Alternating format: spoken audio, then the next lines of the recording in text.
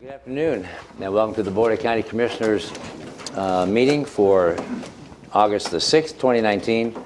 I'm John Hutchings, the chair of the board. To my left is Vice Chair Commissioner Gary Edwards. To my right is Commissioner Ty Menser.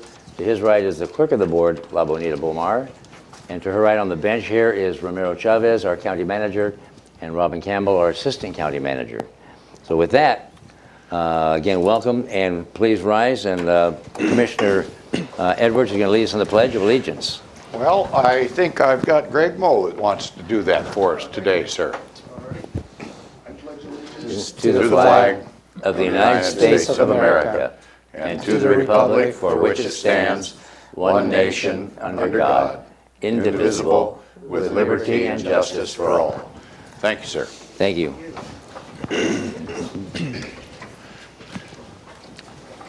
With that, I look for a motion to approve today's agenda. And I would so move for August 6th, 2019, approve the agenda. Second. It's been moved and seconded to approve the August 6th, 2019 agenda. Any discussion or additions, amendments? No, sir. Changes? All right, all in favor say aye. Aye. Aye. We have an agenda. I look for a motion to approve the board meeting minutes from July 23rd, 2019 and the public hearing from July 30th, 2019.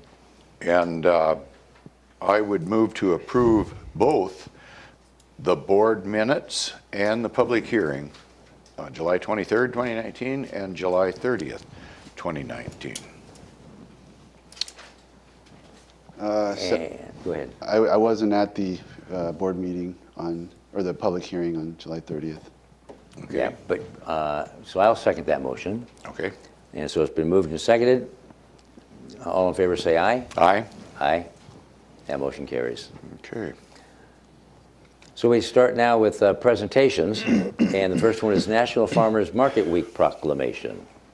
Good afternoon, Commissioners. I would like to ask to come to the podium Mr. Bryce Dazell.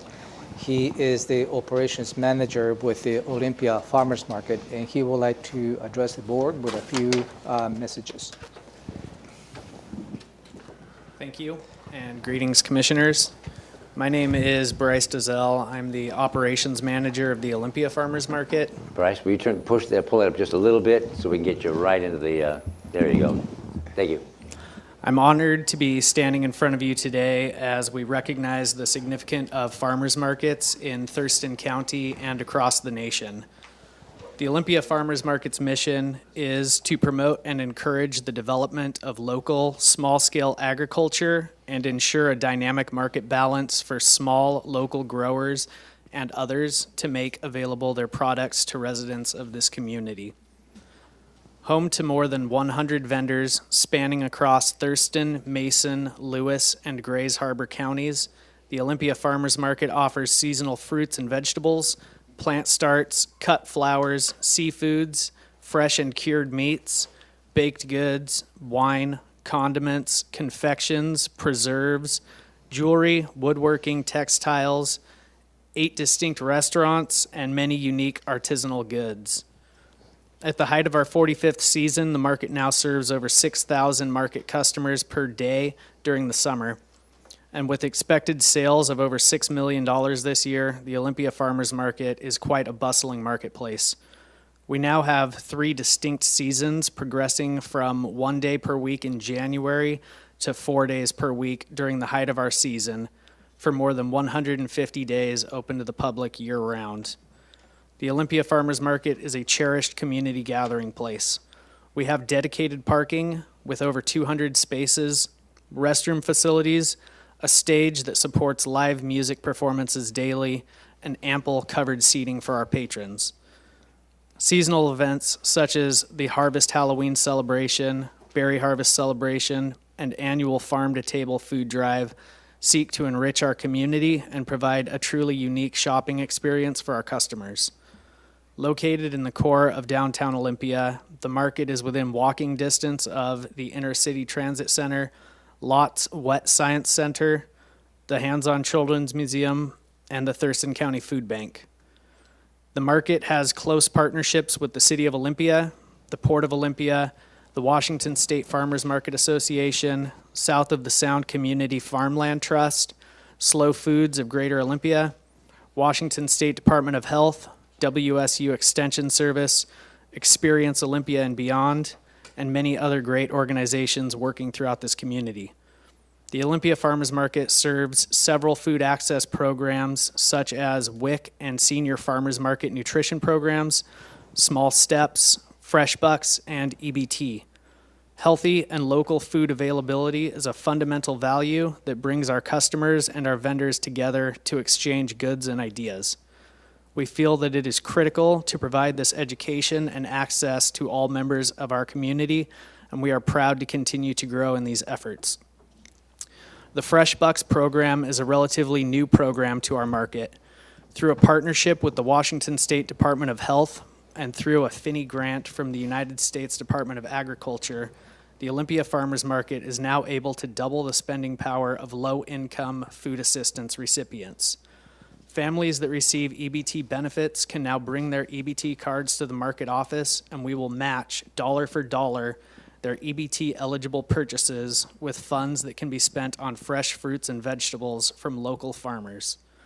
Last year alone, we were able to provide over $30,000 in Fresh Bucks benefits to low-income families, and we are on track to do the same again this year. If you know anybody that receives EBT benefits, please let them know that they can double their spending power in this way. Also, every Thursday at the Farmers Market is Senior Thursday. This means that many of our vendors offer discounts for seniors on Thursdays. If you happen to know any seniors, please help spread the word. Mark your calendars for August 24th, which will be Kids Day at the market. We will have tons of fun activities for kids all day, including story time in the garden from Timberland Regional Library, live performances on the market stage from Apple Tree Productions, kids circus, market bingo, and much, much more, including a guest appearance from Wonder Woman. To find out more information about Senior Thursdays, Fresh Bucks, or Kids Day, or to find information about our vendors or how to become a vendor, please visit our brand new website at olympiafarmersmarket.com. We just launched this website in April, and it looks great. It is bright and vibrant, and it has a very intuitive layout and feel, and it is chock full of great information and high-resolution images of many of the great products you can find in our market. In closing, I would like to read a quote from the late Stephen Wilcox, who was a founding member and lifetime supporter of our market and all farmers markets. The spark between farmer and consumer is rekindled, and this interdependence will create today's farmers market. Constant through the story is the food and its value. To the farmers, it means a life connected to the land and a way to support that lifestyle. To the consumer, it represents health and a meaningful connection to a greater community where farms are respected and supported. The American society has changed. In our past, we mostly lived on a farm. Today, we are isolated from these agrarian roots. The farmers market gives the urban dweller the opportunity to touch these old values. Thank you for your time, commissioners, and I look forward to seeing you at the market. Thank you, Bryce. Any comments or questions? No, I had the pleasure of playing music on Saturday, and it was a great day at the market, and I appreciate the market's, my connections mostly through your support of local music community and bringing that to our citizenry for free, which is great. And love the farmers market, and would point out that we have a number of farmers markets in our county, not just Olympia. Olympia is obviously the flagship, but we have a number of other markets, Yelm, South County, West Olympia, and those are all, hopefully we can grow those as well. How long has Olympia Market been going? The Olympia Farmers Market? This iteration of the market was incorporated in 1975, so this is our 45th year as this corporation. But the history of farmers markets, I'm sure, dates back further than that. For any of those interested, a lot of turmoil took place back in 1975 to get this going, and it's turned out good. So happy birthday, Farmers Market, and happy birthday, Kelly. Question, the EBT, how, is this the first year? We've done that for a couple of years, haven't we? Match it dollar for dollar? So this is the second year that we've been providing the dollar for dollar match. That is a beautiful benefit for families. Beautiful benefit. And did you say August 24th is Wonder Woman? I did, yes. So if someone wanted to get a selfie or something, they could? That's correct. Okay. Thank you, Bryce. And now we have a proclamation to read. Whereas Thurston County farmers and ranchers provide residents with access to healthy, locally and regionally produced foods through farmers markets, which are expanding and evolving to accommodate the demand for a diverse array of agricultural products, and whereas farmers markets are direct to consumer outlets providing infrastructure and assisting in the platform on which farmed and value-added farmed products can be marketed to a consumer base. And whereas over $6 million each year is contributed to the Thurston County economy from sales at farmers markets, demonstrating the bounty that the fertile soils of Thurston County can provide. And whereas farmers markets serve as significant outlets where producers can market agricultural products that generate revenue, which supports the financial sustainability of family farms and the revitalization and preservation of our Thurston County rural landscape. And whereas farmers markets are hubs where all are welcome to support local farmers, food processors, and artisan crafters, and cultivate community through initiatives which incubate business, preserve rural livelihoods, keep farmland in production, and provide food access programs. And whereas the Thurston County Board of County Commissioners recognizes the importance of expanding agricultural marketing opportunities that promote and encourage the growth of farming and ranching-based businesses, which generates farm income, helping to stimulate business development, job creation, natural resource stewardship, and community building across rural and urban Thurston County. Now, therefore, be it resolved, in conjunction with the observance of National Farmers Markets Week, and to further the awareness that farmers markets contribute to Thurston County's quality of life, the Board of County Commissioners do hereby proclaim the week of August 4th through 10th, 2019, as Thurston County Farmers Market Week. We call upon Thurston County residents to celebrate farmers markets through local observance and patronage. Adopted the 6th day of August, 2019. Signed, your Board of County Commissioners. Yeah.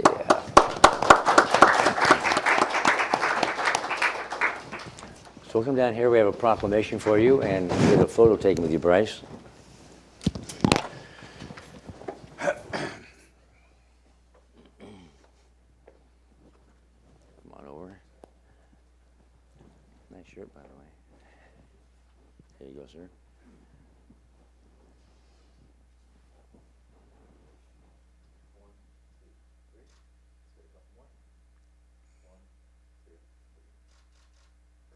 Thank you. Is this for me? Good job. That's for you. Yeah.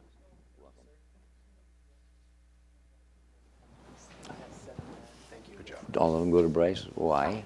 So he can hand them out? Okay. Bryce, don't go away. Boo. Be in touch with the other board. Oh, you will then. Perfect. Yes. Good. Thank you very much.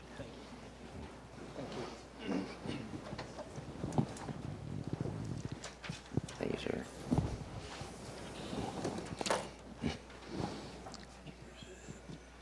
Is that right? Yeah.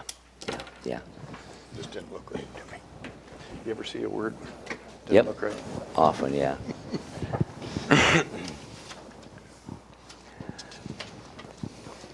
Next is a introduction of a new coordinator, opioid response coordinator, Public Health and Social Services. Shelley Slaughter, Director. Good afternoon, Commissioners. Good I'm Shelley afternoon. Slaughter, Director of Thurston County Public Health and Social Services, and it is my honor to introduce to you today our new employee, our Thurston County Opioid Response Coordinator, Katie Strozik. This position supports the Thurston County Opioid Response Task Force, community partners, and stakeholders in operationalizing the Board of Health's resolution number H1 2018, declaring the opioid epidemic a public health crisis in Thurston County, and implementing the Thurston County Opioid Response Plan, which the Board of Health did last month. Katie, we're very lucky to have Katie join us. Katie comes to Thurston County Public Health and Social Services from the Lewis County Public Health and Social Services Department, where she held the position of Behavioral Health Program Coordinator.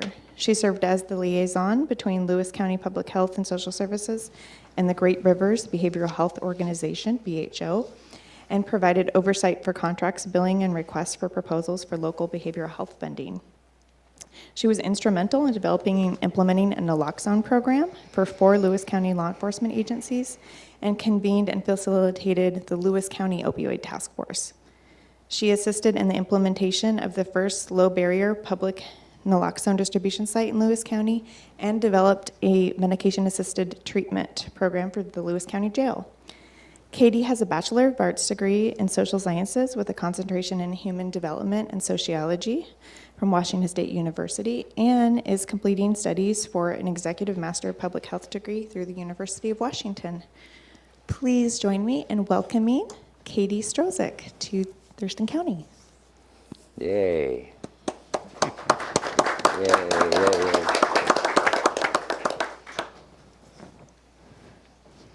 Afternoon, Commissioners. I just wanted to say that I'm really excited to be in Thurston County.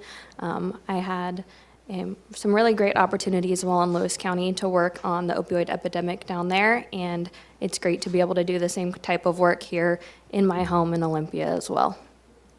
Beautiful. Any comments? Thank or you. questions? Welcome aboard. Thanks. Anything? Welcome aboard, Katie. Thank you. Lewis County's loss, our gain. Welcome, Katie. Thank you very much. Thank you. That brings us to the part of the agenda, item number 1, which is opportunity for the public to address the board. Oh, yay, it's over here. And so there's a sign-up sheet in the back, and I have the sign-up sheet here, but if there might be somebody else that has added their name after this was pulled, and I'll just go through some do's and don'ts. We welcome this time where the public can address the board, but this is a time for you to address the board. We don't engage in question and answer or discussion back and forth. And so the county manager will respond on an as-needed basis to specific items.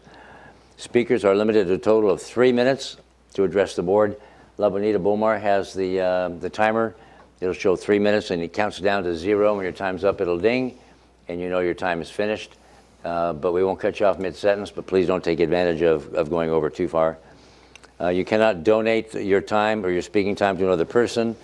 The board restricts the right of a person's opportunity to address the board for good cause. Please silence your phones if you haven't so far. No comments that allude or offensive to a reasonable person. We ask you be respectful. No inflammatory, hateful, defamatory, or discriminatory comments. No outbursts of any kind. No comments that are commercial in nature, such as promotion for a for-profit business. Any material that you provide to the county may be considered public records, subject to public release upon request pursuant to the Public Records Act, Chapter 42.56 of the RCW. And remarks about pending land use permits or similar matters that could eventually come before the board on appeal would be inappropriate as well. So when you come to the podium, I'll read your name to call you up, and I'll read the second name for the next speaker, so they are on the ready as well. And when you come to the microphone, please state your name and about where you live in the county. So with that, I'll start with Shelley Dilworth, followed by John Pettit.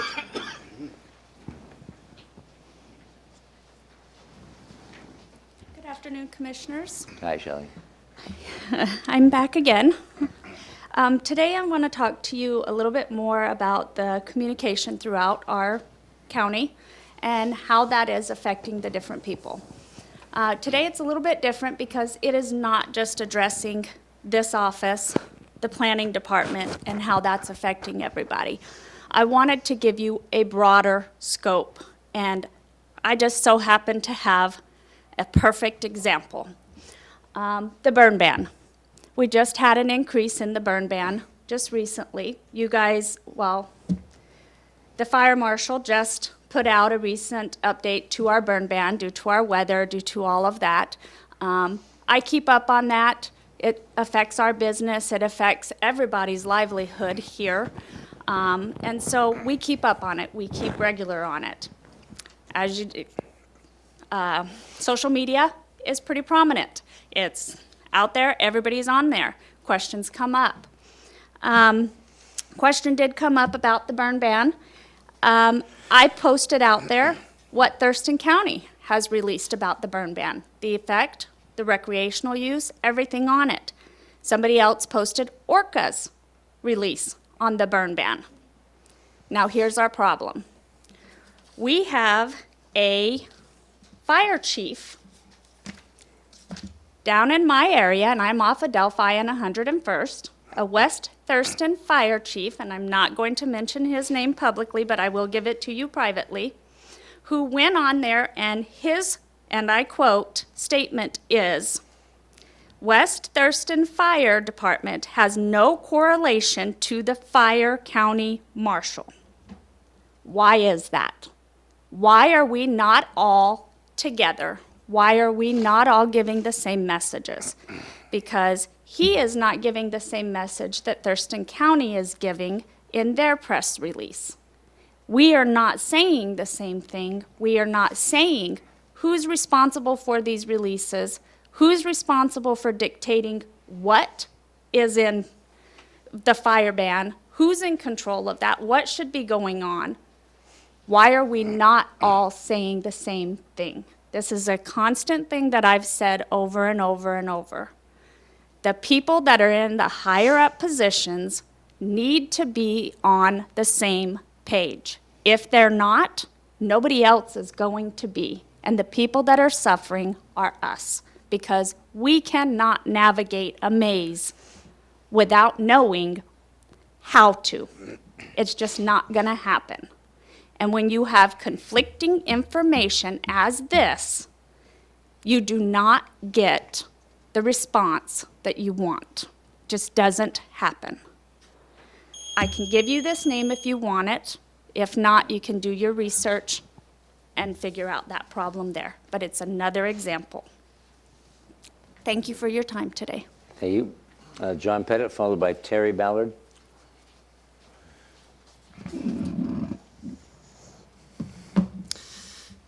Good afternoon, Commissioners. My name is John Pettit. I live out in East Olympia on Rich Road. I've had a lot of people at my place lately because it's been very hot and they've been enjoying the river. It's very nice. Today I'm going to talk about a couple things, and I just want to bring this kind of as a point of attention here.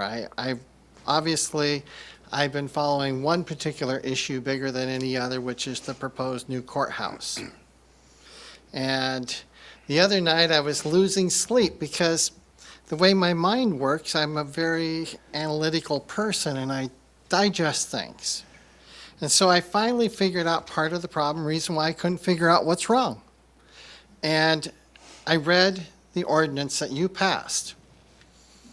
I kind of have questions whether or not the people that actually signed the ordinance read it, but it's clear that there's some significant issues related to it. Now, I know, and it's not to be detrimental, all the responsibility of this, none of it goes to the county manager. None of it. Because as elected officials, you're the ones. You're the ones whose signatures are on these documents, not the county manager. If there's an error and you have a problem with what's happened and you've signed on to it, you own it. That's how it works. So I brought forth and I sent you all a letter, and I heard a response that it's going to be sent over to the prosecutor's office for them to review. Surprising we don't have a representative from the prosecutor's office here at the meeting. But in this ordinance, we have a section that has a category A, but there's no category B. You don't have a section A unless you have a following category B. In another section, you have a category B that never had a category A. That doesn't happen. And that's where the question comes is, did you guys do your homework when you decided to sign this? Or did you sign a document because it was put in front of you? Because I have to believe you would have actually questioned the way this is written had you actually taken time. And not pointing out anything particular, one of you is an author or claimed to be an author, and the other one happens to be a Harvard law student, and you guys are quite capable. So I'm going to ask to make sure you do your homework on this. The other portion is certainly question is, I don't know why there's cross-references here about many things here, but in the proposition that you approved, there's no rate that was specified in it as required by state law. A blank. I guess that means it's really a blank. You don't put in an estimate that maybe later on you'll figure out how much you want to tax this and fill it in afterwards. Very, very disappointed. I'll ask you to do your homework a little better next time. All right, thank you. It'd be Terry Ballard, followed by Diane Sontag.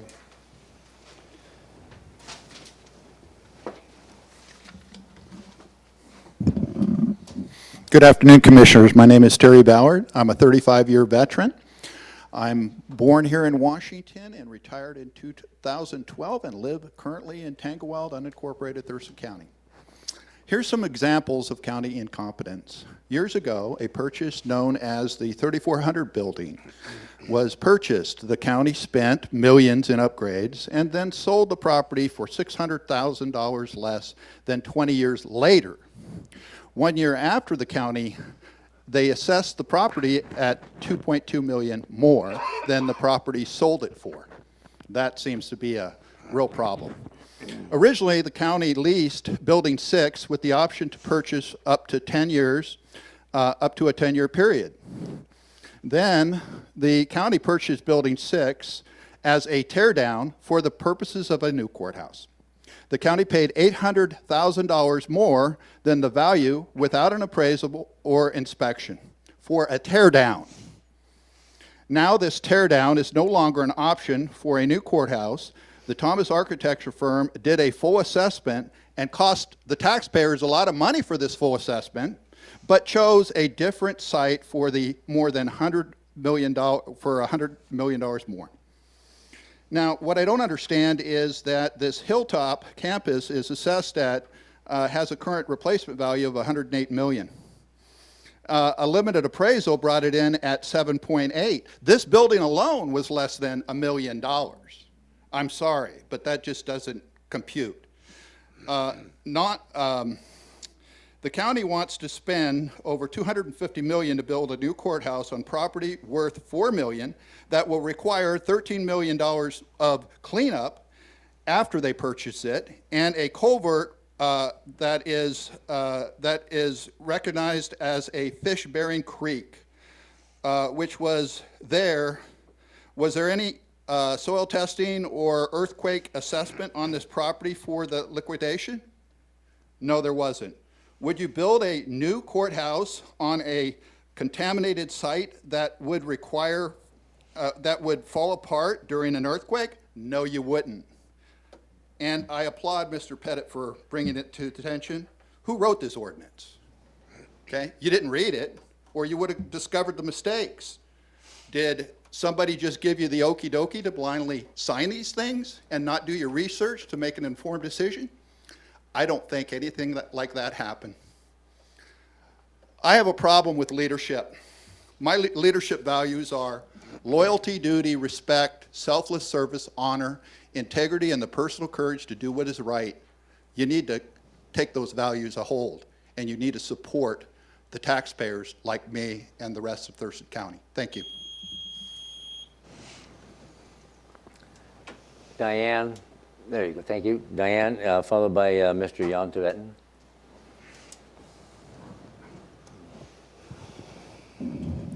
Good afternoon. Good afternoon. Thank you for letting us speak today. I'm here to speak, it's sort of about education. Your name for the Oh, yeah, Oh, yeah. I always sorry. forget that. Diane Sontag. When they say it, I think they know it. Yeah. Diane Sontag, and I live in West Olympia. I'm here to talk today a little bit about prairies. Specifically, I've been interested in the Maytown development possibility. And I just wanted to read a little bit from this prairie brochure put out by Fish and Wildlife. It says, 2 centuries ago, prairies and oak woodlands covered much of Puget Sound. Today, only 3% of our native prairies remain.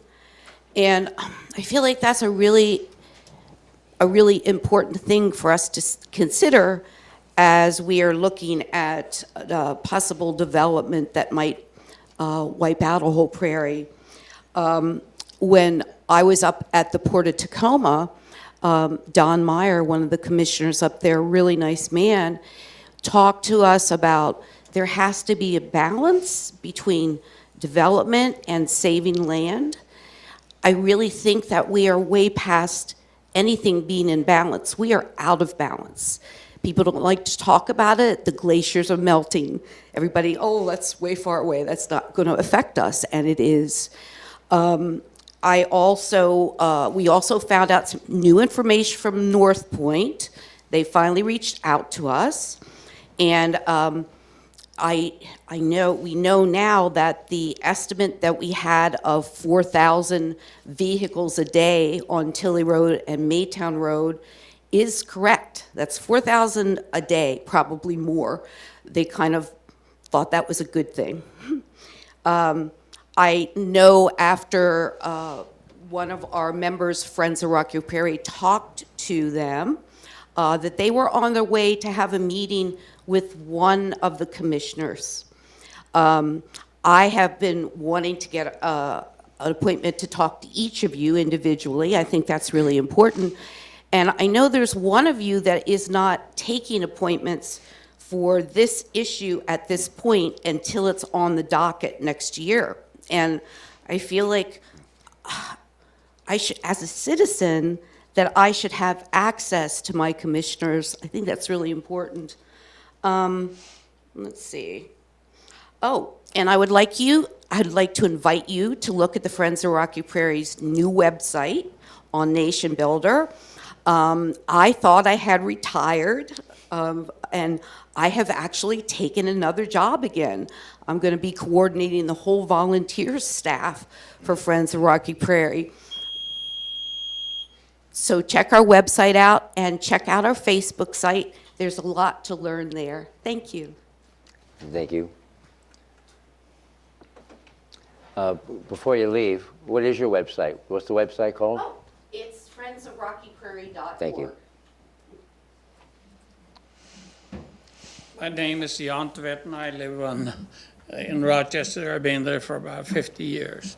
I had the opportunity to attend the staff setting agenda meeting this morning, and I was very pleased to hear all the commissioners expressing support for what we refer to as the interim process for property owners that have found gophers on their property and have to prepare an individual HCP.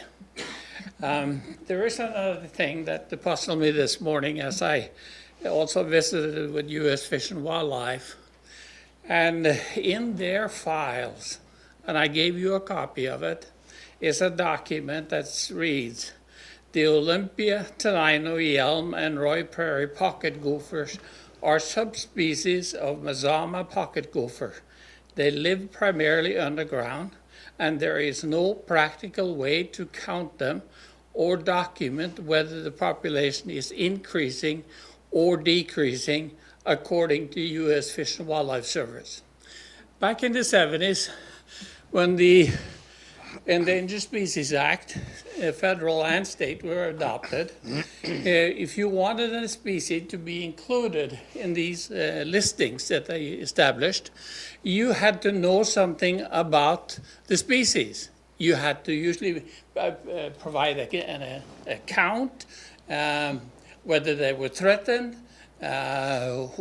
if they were threatened, what would be a critical point when they became endangered, and that sort of things. This statement here certainly doesn't meet any of those standards.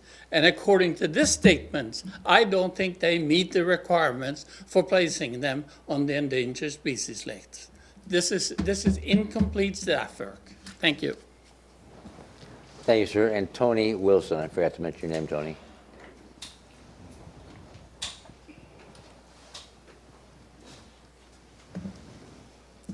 Good afternoon, Commissioners.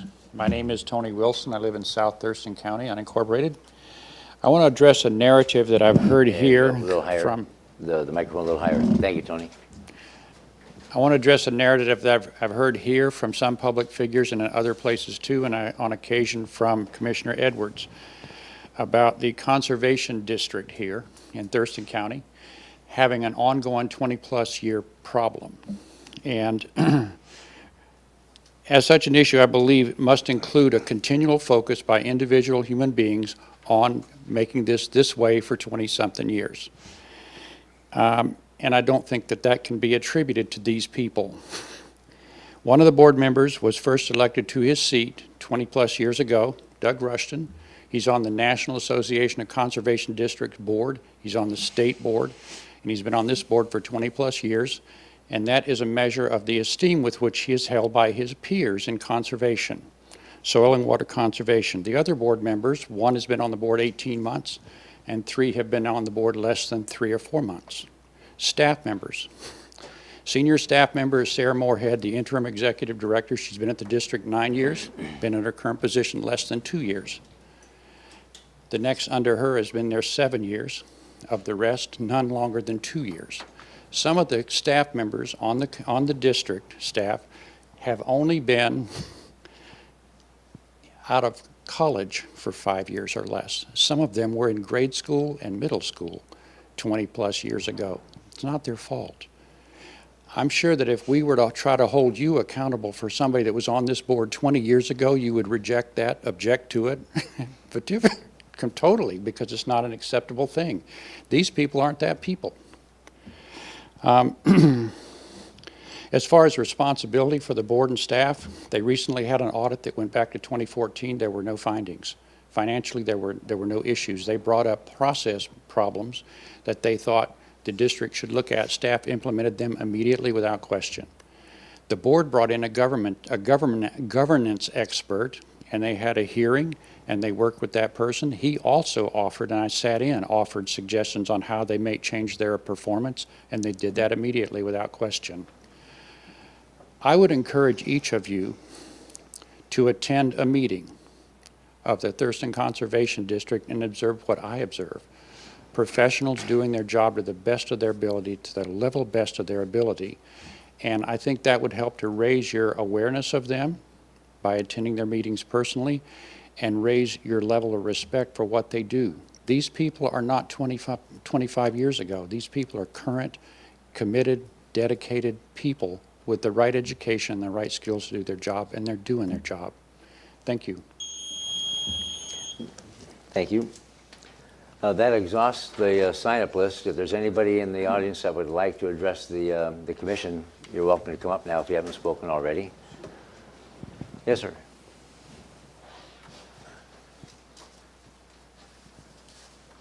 Hi, my name's Joel Hansen. I live in Tumwater, and I was a little bit late, but my comments are regards to the National Farmers Market Week. If that's okay. Certainly. Is it Hansen, S-O-N or S-E-N? S-E-N. Thank you. Got it right. As I said, my name's Joel Hansen. I volunteer on the board of the Tumwater Town Center Farmers Market. Our market runs April through September, every Wednesday from 10 to 2. On the corner of Capitol Way and Israel Road. The market started in 2005 and over the years has grown to include over 20 vendors each week, serving hundreds of shoppers from all over Thurston County. Like all the other markets in the county, we have weekly entertainment as well as special events. Our programs, one program that we are particularly proud of is our Market Match program. Tumwater was the first market in Thurston County to provide dollar-for-dollar match to folks using their electronic benefits card who shop at our market.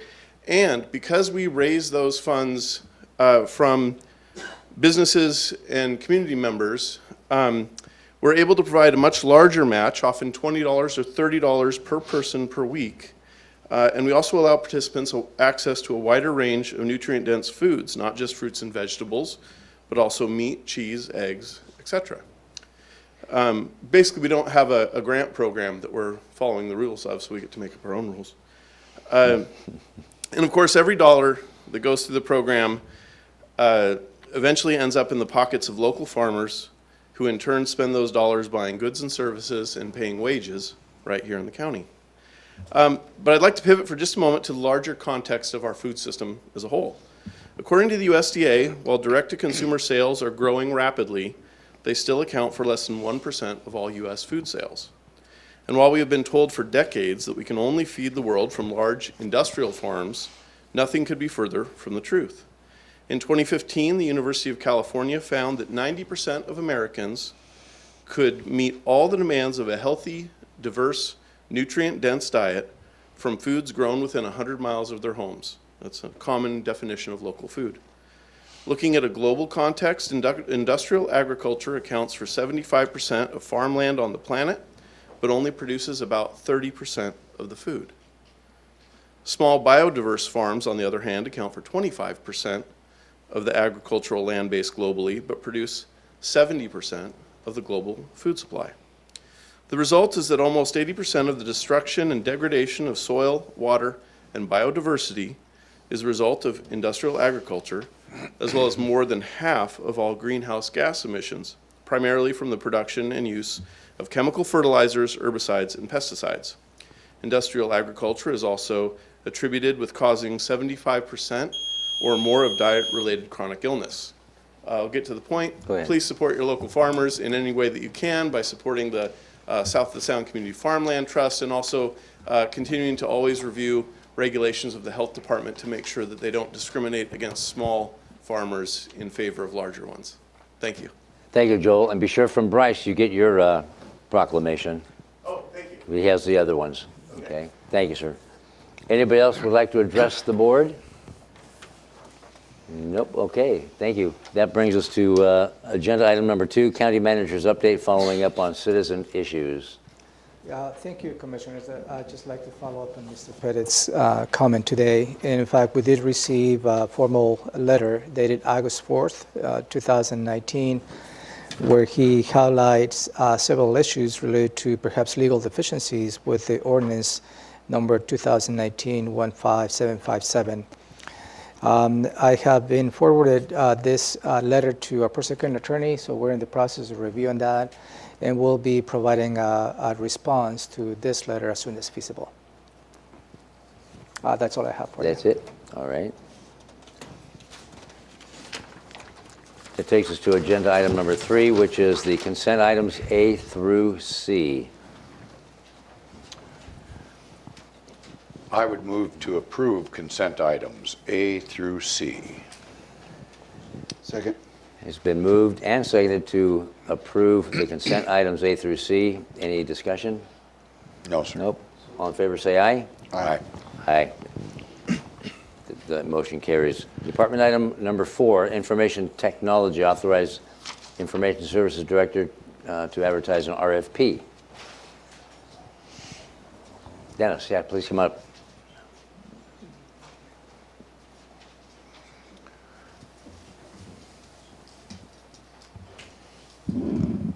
Good afternoon, Commissioners. Yeah, My name is Dennis Osorio, Thurston County IT Director. As stated, I'm here seeking authorization to advertise a request for proposal for a new website content management system for Thurston County. A bit of background about this. This project was approved last year in 2018 by the Board of County Commissioners and is currently funded in the budget. All of the offices and departments have participated in the requirements gathering for the RFP.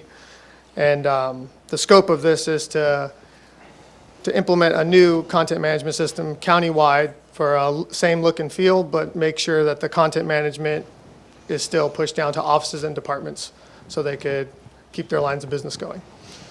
We're looking to hopefully be in a contract by the end of 2019 and hopefully have full implementation by the end of 2020. Do you have any? Okay. Any questions or comments regarding that? Nope, went through this. No, sir. No, we've already had the discussion on that. Yep. Good. Nor do I. So a motion. I would move to authorize the Information Technology Director to advertise a request for proposal, RFP, for a website content management system. Second. It's been moved and seconded to authorize the Director of IT to advertise for an RFP. Any further discussion on that item? sir. Nope. All in favor say aye. Aye. Aye. That motion carries. Thank you, Dennis. Thank you, Commissioners. Next is Public Health and Social Services, setting a public hearing. Shelley Slaughter. Good afternoon again, Commissioners. Shelley Slaughter, Thurston County Public Health and Social Services Director. And I'm here to ask that you set a public hearing to review and receive testimony on a proposed ordinance amending Chapter 2.03 of Title II of the Thurston County Code relating to the regular meeting times and location of the Thurston County Board of Health. The current code includes regular Board of Health meetings as the second Tuesday of every month, but the Board of Health often has to meet more frequently than that to consider other items for the Board of Health, including at agenda settings at 9 a.m. on Tuesday mornings, 2 weeks, and the week preceding Board of Health meetings, as well as other special briefings and other meetings. This will increase efficiency of staff time and of the county, and it does require a public hearing, and we'd like to entertain the public's thoughts on this proposed amendment. Okay. Questions or comments? No, sir. Nope. Me neither. I would move to set a public hearing for September 3rd, 2019 at 3 p.m. or as soon as the matter may be heard in room 280, Building 1 of the Thurston County Courthouse to review and receive testimony on a proposed ordinance amending Chapter 2.03 of Title II Thurston County Code relating to the regular meeting times and location of the Thurston County Board of Health. Second. It's been moved and seconded. Any further discussion on this setting a public hearing? No, sir. Nope. Okay. All in favor say aye. Aye. Aye. Aye. The motion carries. Thank you, Shelley. Thank you. And now I'm looking to the commissioners to report on the stuff that we've been doing or you've been doing. I'll start with Ty. Okay. I spent last week at a conference on behalf of Intercity Transit related to transportation, sustainability, and the focus of almost every transit agency around the country is on electric buses, how to get there, how to balance some very, very complicated logistics in terms of the battery, charging, the infrastructure to do the charging, how to reduce demand charges so you're not blowing your budget on inefficient charging, how to work with your utility companies in order to try to maximize benefit for the public. So Intercity Transit Board is committed to trying to reduce our carbon footprint and get our buses off of fossil fuels, but it's very complicated to do that, and so we're working through all the logistics, and we had sit-downs with bus systems from Reno, Nevada, from Boulder and Denver, Colorado, from Portland, Oregon, and got a lot of great information about that transition, so hope we'll be working on that. That was the main thing. Of course, I went to a couple of community events at Olympia, Kiwanis, and Capital Land Trust, and spent the weekend at various events at the Thurston County Fair, including making pancakes, but also doing some other things on Sunday. Commissioner Edwards. Well, I guess I'll expand on the pancake business at the fair. I might point out it was a free pancake feed at the fair, hosted by your county commissioners and county manager, right? Yep. So it didn't cost taxpayers anything, and I think we served close to 400 people, somewhere around that. Over 400. Yeah, over 400. Anyway, it was a real good turnout. I think the community appreciates it, and I know we enjoy serving the public, and so that's right down there serving it all the way. I wiped tables. I don't know what these guys did. Anyway, last week spent quite a bit of time on the splash pad out at Yelm, And I want to commend the health department, and Mr. Poole, I think, is the director of that particular division, that got things through. You always run into maybe a bureaucratic glitch once in a while, and they went the extra mile and got it all opened up in time for Yelm's evening kickoff on Friday night for their community function in the park. So I know that that was well appreciated by the citizens of Yelm. And I think I'll just let it go at that. And I'll do a little more follow-up on the pancake breakfast. And thank you for sweating over the grill. And thank you also, Gary, for wiping tables and such. And we did serve just over 400 folks, I'm told, which means over 800 pancakes, because there were 2 per plate, and some people got 3. So we're out of 800 people. And again, no good deed goes unpunished, because the 4 of us paid for this. There's no taxpayer dollars expended. And one person was whining, might be a bit derogatory, was complaining that his pancakes weren't done to his liking. So no good deed goes unpunished. And then after the pancake feed, then that was Saturday and Sunday, I worked at the Lions Club, volunteering, shucking corn and cooking corn and corn dogs and whatnot. And that was always fun. And spent some time at the 4-H barn. And a young lady that from Yelm that my wife and I know, we helped quite a bit with not sponsoring a pig, but doing an add-on for her pig. And that's just always rewarding and fun. And my grandkids came out, and they were also helping serve and bus tables and serve coffee and juice. So it's always fun. It's always a fun time. Other than that, that's it for my week. Thank you, Commissioners. The Pancake Breakfast is one of my favorite events during the year, particularly at the Thurston County Fairgrounds. Unfortunately, I was not able to attend and participate in the festivities this year, but certainly next year I'll be there for sure. And so let me walk you through your combined schedule. First of all, I like to make sure that Commissioner Hutchings will be out of the office for the remainder of the week attending a personal matter. So the appointments that we're going to be mentioned to you is where Commissioner Menser and Commissioner Edwards will be attending. And you may have individual appointments on your individual calendars, and those will not be part of my report. Beginning tomorrow, Wednesday, August the 7th, at 8:30, you have a briefing related to the capital improvement program that is related to the Comprehensive Plan Appendix G.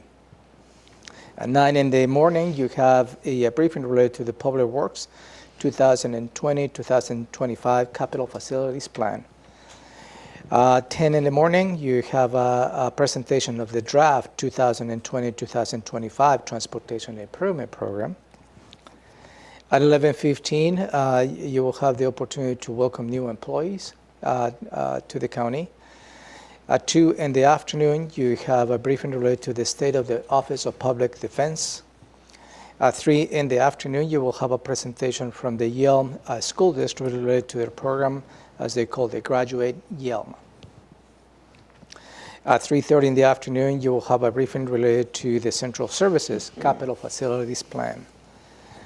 Moving on to Thursday, August 8th, at 8:30 in the morning, you will have the State of the Auditor's Office, a briefing related to their office. At 10, you will have a Commissioner's check-in, and I will draft an agenda 24 hours in advance to your meeting. At noon, you have has become your regular meeting with the Chehalis Tribe leadership. And this is an opportunity for the Board of County Commissioners as well as the Chehalis Tribe leadership to talk common issues. And an agenda will be available before that meeting. Nothing on your combined schedule on Friday, August the 9th. Nothing on your combined schedule on Monday, August 12th. And then you will come back here on Tuesday, August 13th, where you'll be reviewing the agenda for the board meeting of that day as well as the Board of Health meeting on August 13th. All right, thank you. Any questions for the county manager? No, sir. No. Mr. Okay. Then anything for the good of the order? No, sir. Meeting's adjourned. Thank you.